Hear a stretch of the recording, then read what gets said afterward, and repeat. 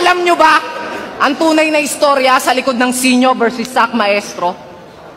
Una ko talagang hinamon si ikatlo, pero tinapat ako dito kay pangalawa. Alam nyo ba kung bakit pangalawa to? Yung panga niya, pandalawang tao. Puta, pwedeng pangalso. Taob ang pangako sa pangamo. Pero sisiguraduhin ko sa inyong mapapangangato. Makikilala ka na ng lahat ng tao sa pangalang Sac Maestro.